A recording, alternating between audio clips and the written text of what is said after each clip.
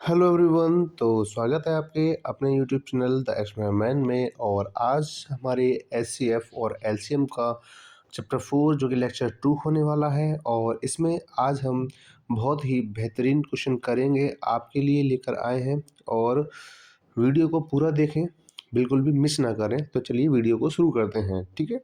इसमें आपको सबसे पहले आपको क्वेश्चन दिख रहा है, the ACF of any two prime numbers is. अगर ये बोला जा रहा है कि अगर आपके पास कोई भी दो प्राइम नंबर्स हैं, ठीक है ना, कोई भी दो प्राइम नंबर्स हैं तो उनका HCF क्या होगा। तो एक बात देखिए, आपका जैसे शुरुआत से ही करते हैं। पहला है 2, ठीक है, प्राइम नंबर। दूसरा है 3। क्या इन दोनों में कुछ कॉमन है? नहीं है, तो इसका HCF क्या आ गया? 1। अब एक और एग्जांपल लेते हैं कि एक है 7, ठीक है, और एक है 11। आप इनका HCF लेके देखिए, इनमें कोई कॉमन है? नहीं, तो इसका HCF क्या होगा? 1। इसका मतलब ये होगा कि कभी भी कोई ऐसा दो नंबर्स या तीन नंबर्स, हम दो की बात कर रहे हैं पहले, ठीक है ना, अगर इनमें कोई भी कॉमन नहीं होता है तो हमेशा ऐसी वैल्यूज़ का HCF कितना आता है? 1 आता है।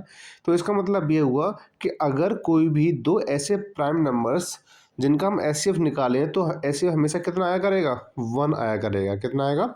अगर ये आपके ऑप्शनल क्वेश्चन में भी आता है, MCQ क्वेश्चन में भी आता है जैसे एग्जाम में, तो आप हमेशा ध्यान रखिएगा, दो प्राइम नंबर्स का HCF हमेशा कितना आएगा? 1 ही आएगा। कितना आएगा? 1 ही आएगा, ध्यान रखिएगा, ठीक है ना। अब आगे बढ़ते हैं। अब इसमें हमारा सेकंड क्वेश्चन क्या कह रहा है? सेकंड क्वेश्चन है 24 और 60 का HCF कितना होगा।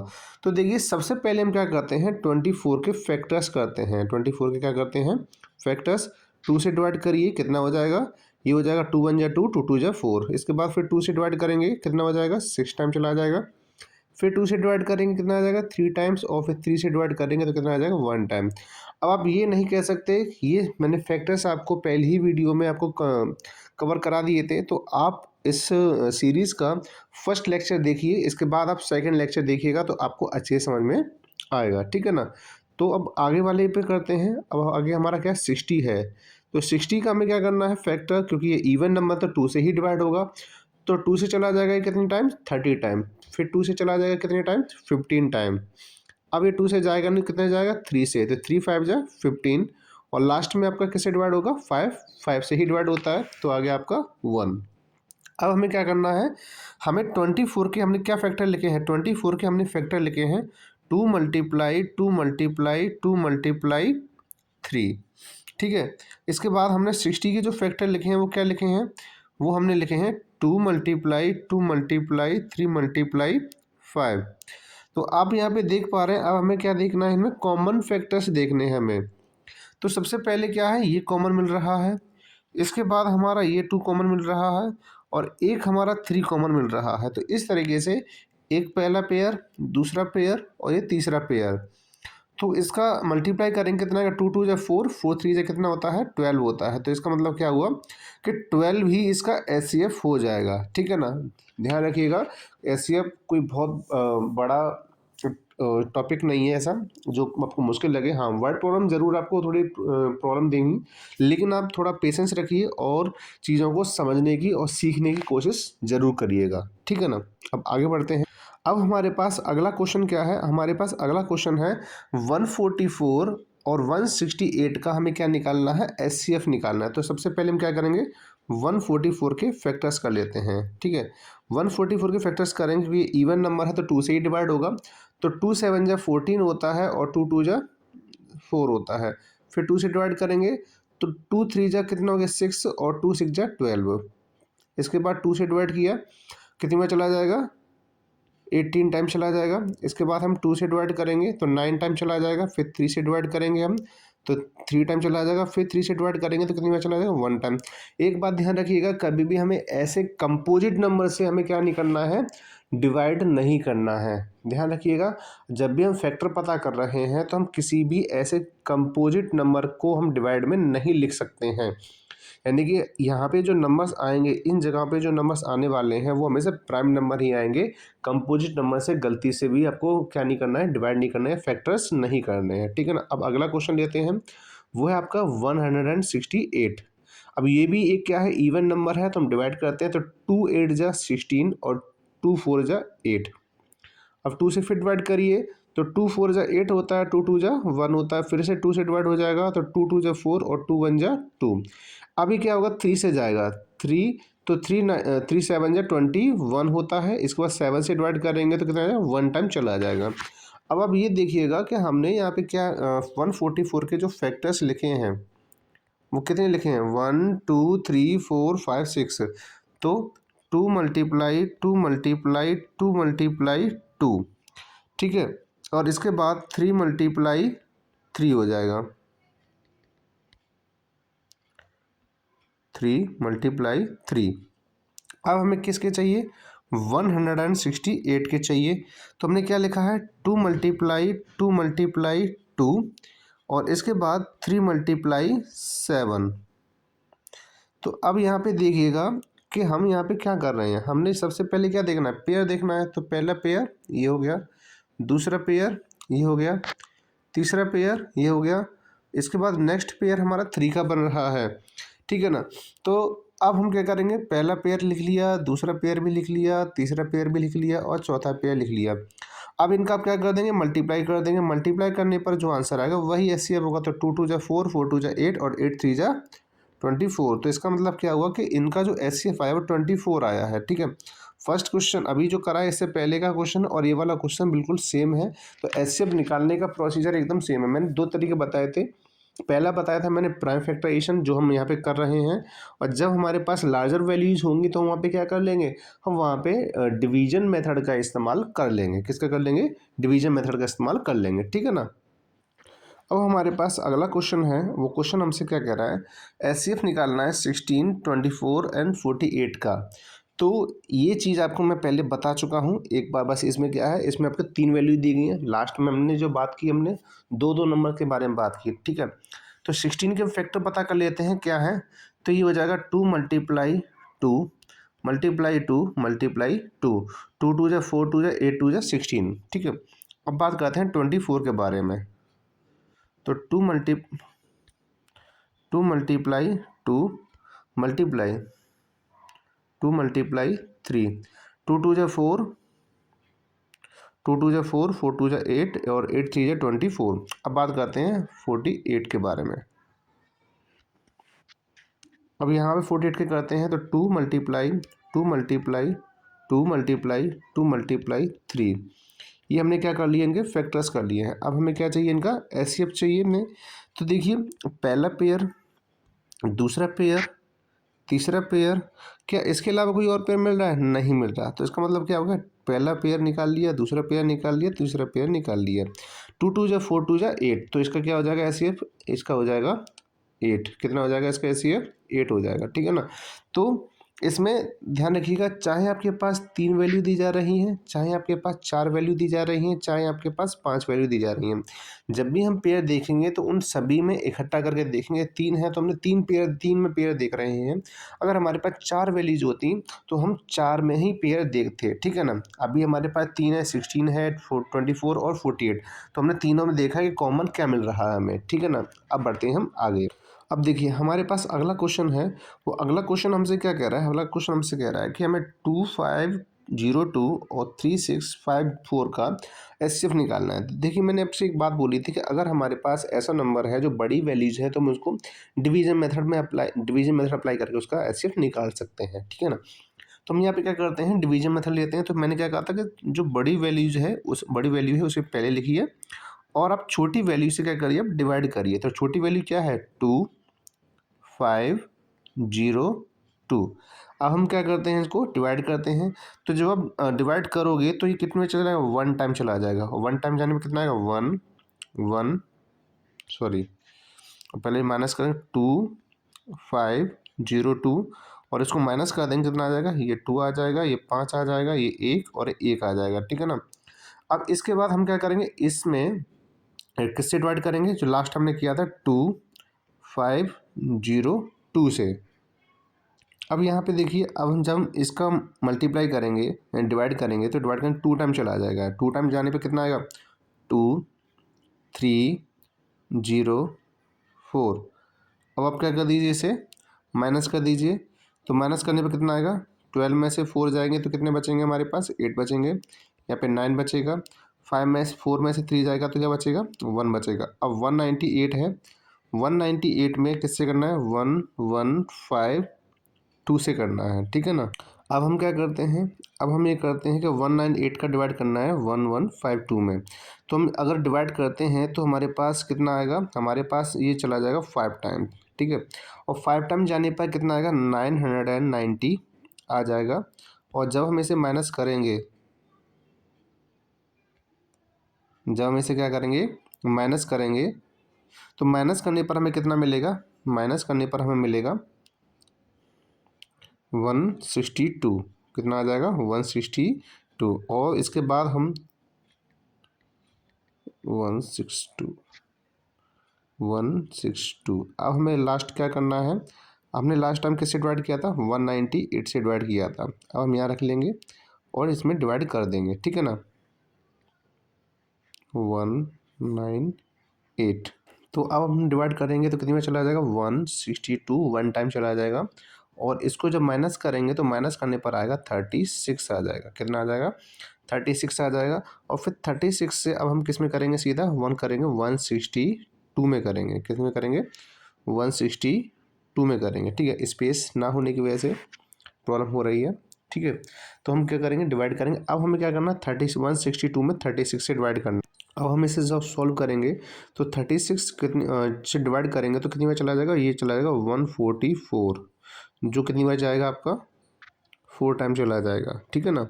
अब इसके बाद है जब हम इनको माइनस करेंगे तो माइनस करने पर हमें कितना मिलेगा, माइनस करने पर 12 में से 4 जाएंगे तो क्या बचेगा, 8।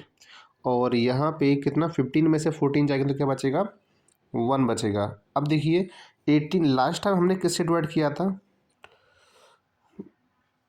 36, और अभी चला जाएगा 18 2 जा 36। तो यहाँ पे आंसर आ गया 0। तो इसका मतलब हमने लास्ट टाइम जिससे डिवाइड किया था वही हमारा क्या हो जाएगा, SCF हो जाएगा। लास्ट टाइम हमने किया 18 से, तो 18 इसका जो SCF आएगा तो वैल्यूज का वो कितना आएगा, 18 आएगा, ठीक है। थोड़ा स्पेस ना होने की वजह से या फिर कहीं इक्विपमेंट्स ना होने की वजह से हम ज़्यादा बड़ा लिख जाता है और इस वजह से स्पेस कम पड़ जाता है। तो आगे हम कोशिश करेंगे कि ऐसी प्रॉब्लम्स ना आए, क्योंकि अब जैसे जैसे चैनल ग्रो होगा वैसे वैसे हम अपने कमेंट्स को आगे बढ़ा पाएंगे। तो आप थोड़ा सा हमारे साथ रहिए और इस यूट्यूब परिवार को थोड़ा बढ़ाइए। चलिए अब मिलते हैं, अब बढ़ते हैं अगले क्वेश्चन की तरफ। अब हमारा जो अगला क्वेश्चन है वो क्या कह रहा है, find the greatest number that divides 36 60 and 84 exactly, ठीक है। तो वो कह रहा है कि हमें वो ग्रेटेस्ट नंबर बताना है जो 36 60 और 64 को डिवाइड कर दे, ठीक है। अब सबसे बड़ी बात ये है कि ग्रेटेस्ट की बात आती कहीं पर भी, ग्रेटेस्ट की बात आए, मैक्सिमम की बात आए, यानी कि ज़्यादा से ज़्यादा की बात आ रही है, तो वहाँ पे हम क्या करते हैं, उन सभी वैल्यूज़ का SCF निकालते हैं। तो सबसे पहले हम क्या करेंगे, हाँ सबसे पहले हम 36 का SCF निकालेंगे। इसके बाद फिर हम किसका निकालेंगे, 60 का वे निकालेंगे। इसके बाद हम क्या करेंगे, 84 का SCF निकालेंगे, ठीक है ना। तो यहाँ पे सबसे पहले इसका 36 कितना, 6 मल्टीप्लाई 6 मतलब 2 मल्टीप्लाई 2 मल्टीप्लाई 3 मल्टीप्लाई 3, ये हो गए फैक्टर 36 के। और 60 के होते हैं 10 मल्टीप्लाई 6, यानी कि 2 मल्टीप्लाई 2 मल्टीप्लाई 3 मल्टीप्लाई 5, 2 2 जो 4 4 5 जो 20 23 जो 30 होता 60 होता है। अब 84 का हम करेंगे तो कितना हो जाएगा इसका, 2 मल्टीप्लाई, इसके बाद 2 मल्टीप्लाई 3 मल्टीप्लाई 7, 2 2 जो 4 4 3 जो 12 और 12 7 जा 84 होता है। अब हम क्या करेंगे, इनका एस कॉमन देखेंगे, इसमें कॉमन क्या आ रहा है। तो सबसे पहला कॉमन है ये, इसके बाद कॉमन है ये, और इसके बाद हमें कॉमन मिल रहा है ये वैल्यू, ठीक है। अब 2 मल्टीप्लाई 3 इज इक्वल टू कितना हो जाएगा, 2 2 जा 4 4 3 जा 12, तो 12 इसका क्या हो जाएगा, SCF हो जाएगा, ठीक है ना। अब आगे बढ़ते हैं। अब देखिए आपकी स्क्रीन के सामने आपको जो क्वेश्चन दिख रहा है वो क्या है, वो क्वेश्चन क्या कह रहा है, क्वेश्चन हमसे वो कह रहा है द ग्रेटेस्ट पॉसिबल लेंथ, देखिए ग्रेटेस्ट की मैंने बात की थी, ग्रेटेस्ट आएगा तो हम क्या करेंगे यहाँ पे एचसीएफ ही निकाल लेंगे, क्या निकालेंगे एचसीएफ निकाल लेंगे, ठीक है ना।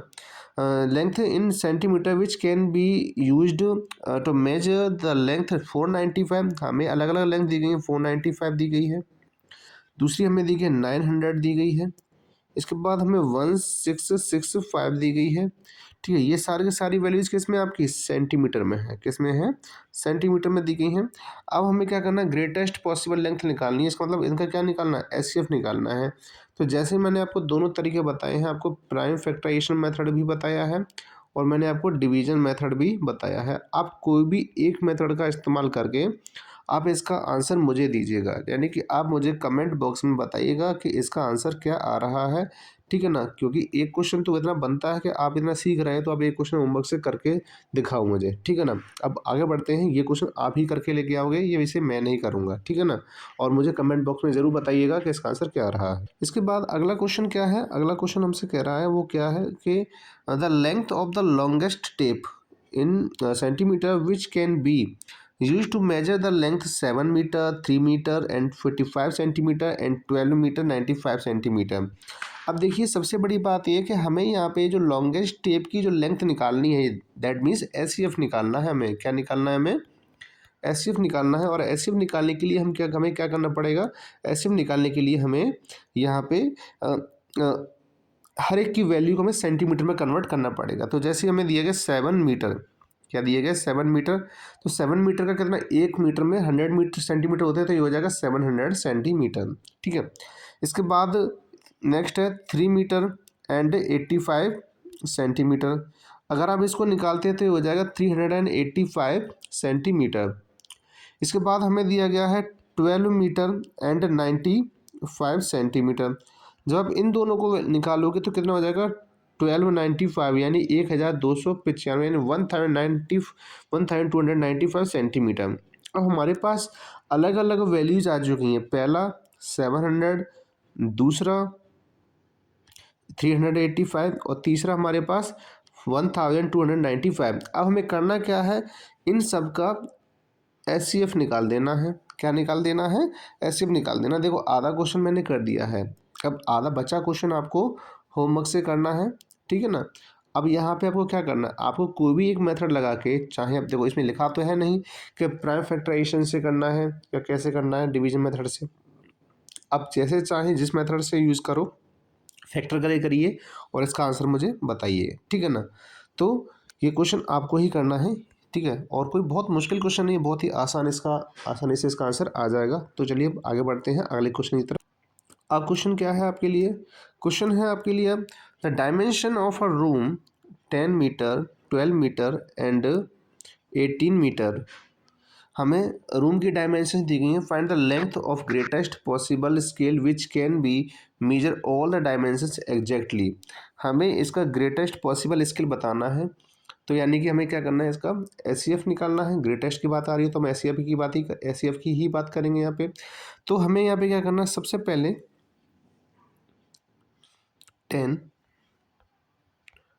12 एंड 18, तो अब हमें क्या करना है, हमें कुछ ज़्यादा नहीं करना, बस इसमें ये देखो, ये सबसे पहले 10 के फैक्टर 2 मल्टीप्लाई 5, 12 के फैक्टर 2 मल्टीप्लाई 3, 18 के फैक्टर 2 मल्टीप्लाई 3।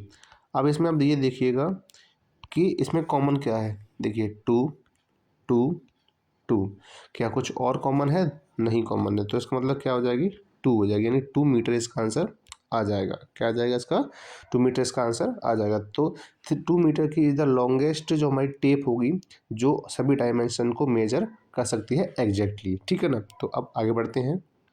अब क्वेश्चन है हमारे पास what is the maximum length of equal pieces that can be cut two rods of length 162 and 234। तो मैक्सिमम, जैसे मैंने मैक्सिमम भी आ जाए तो हमें क्या निकालना है, हमें वहाँ पे एचसीएफ ही निकालना है।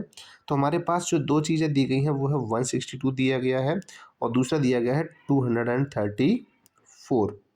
तो हम क्या करेंगे, इसका डिवीजन मेथड से इसका आंसर निकालेंगे। 162 डिवाइड करिए 234। आप डिवाइड करोगे तो क्या चला जाएगा, 1 टाइम चला जाएगा 162 में, तो 4 में से 2 जाएंगे तो क्या बचेगा, 2 बचेगा, और 23 में से 16 माइनस करोगे तो कितना बचेगा, 7 बचेगा, 72। अब हमें क्या करना है, 72 में लास्ट हमने किससे किया था, 162 से डिवाइड किया था, ठीक है ना। अब हम क्या करेंगे, 72 से करेंगे तो 2 टाइम चला जाएगा, ये आ जाएगा आपका 144। अब इनको माइनस करोगे तो 12 में से 4 जाएंगे तो क्या बचेंगे, 8 बचेंगे। 12 में से क्या करेंगे, 8 बचेंगे। इसके बाद क्या बचा यहाँ पे, 15 में से 14 जाएंगे तो क्या बचेगा आपका, 1 बचेगा। अब 18 से सीधा डिवाइड कर देंगे किस में, 72 से, ठीक है ना। और 18 में जब आप किसी भी नंबर से करके देखते हैं तो इसमें सिर्फ एक ही नंबर ऐसा होगा जो यानी कि 4 टाइम्स चला जाएगा, और 4 टाइम्स जाने पर कितना आ जाएगा, इसका आंसर 72 आ जाएगा, ठीक है ना। और यहाँ पे आपका रिमाइंडर 0 आ जाएगा। इसका मतलब क्या, हमारे पास लास्ट जो हमने डिवाइड किया था वो क्या था, वो था हमारा 18। तो इसका मतलब क्या हुआ, इसमें 18 है, इसका आंसर हो जाएगा, यही इसका एचसीएफ हो जाएगा, ठीक है ना। यानी कि मैक्सिमम लेंथ इसकी हो जाएगी। अब यहाँ पे अगला क्वेश्चन है जो बहुत ही बेसिक लेवल का क्वेश्चन है। यहाँ पे वो क्वेश्चन क्या कह रहा है, हाईएस्ट कॉमन फैक्टर। हमें यहाँ पे हाईएस्ट कॉमन फैक्टर बताना है 24, 48 और 84 का। तो आप इसे आसानी से कर सकते हैं, ठीक है ना। आपको क्या करना है, 24 के फैक्टर करने हैं, आपको क्या करना है, 48 के फैक्टर करने हैं, आपको क्या करना है, 84 के भी फैक्टर आपको कर देने हैं, और फैक्टर करने पर आपके पास जो आंसर आएगा वही इसका एचसीएफ हो जाएगा, ठीक है ना। तो अब आपके पास कितने क्वेश्चन हो चुके हैं, टोटल 3 क्वेश्चन हो चुके हैं जो आपको होमवर्क से करके लेके आने होंगे, ठीक है ना। अब आगे बढ़ते हैं। अब हमारे पास क्वेश्चन क्या है, अब हमारे पास क्वेश्चन क्या है, ये कह रहा है कि what is the HCF of any two consecutive natural numbers. यानी कि हमारे पास कोई भी लगातार आने वाली प्राकृतिक संख्याएं, कॉन्जिक्यूटिव का मतलब होता है लगातार आने वाली संख्याएं, लगातार आने वाली प्राकृतिक संख्याएं या कॉन्जिक्यूटिव नेचुरल नंबर्स का एचसीएफ कितना है, लेकिन कौन सी, टू, सिर्फ टू।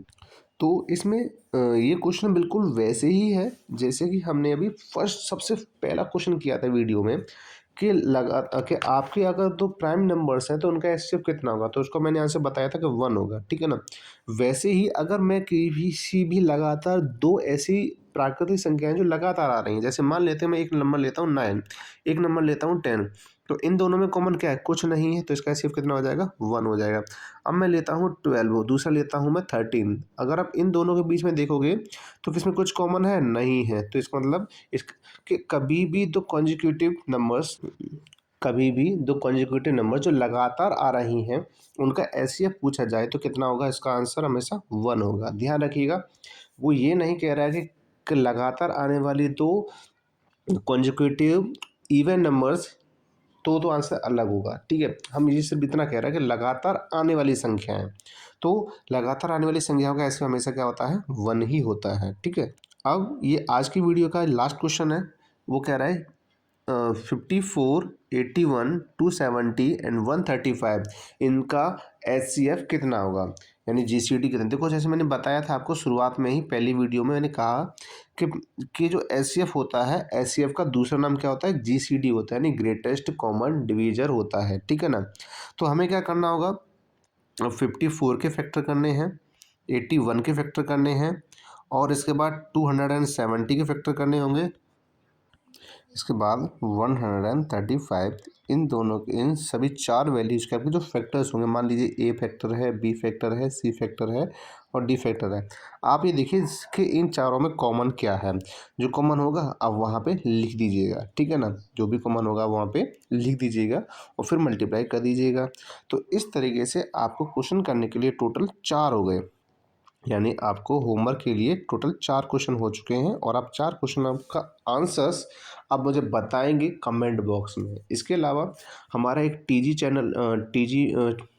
चैनल भी है, उसको आप जाके जोड़ सकते हैं, जहां आपको अपडेट्स मिलती रहे। और जैसा कि ये आपको प्रिपरेशन के लिए है, नवोदय एग्ज़ाम और सैनिक स्कूल के लिए, तो जो ऐसे बच्चे हैं जो अन्य दूसरी जगह पे जाके अफोर्ड नहीं कर सकते हैं, तो वहाँ ये प्लेटफॉर्म उनके लिए बहुत बेहतर है। आप आएँ, दूसरों को बताएं और यहाँ से प्रिपेयर करें। आई होप कि आपको मैथमेटिक्स की तरफ से कोई प्रॉब्लम नहीं आएगी, ठीक है ना। तो अब मिलते हैं अगली वीडियो में, अगले वीडियो में अच्छे अच्छे प्रश्न के साथ, क्वेश्चंस के साथ, बहुत ही बेहतरीन क्वेश्चन के साथ मिलेंगे। तब तक के लिए आप खुश रहिए, पढ़ते रहिए और स्वस्थ रहिए।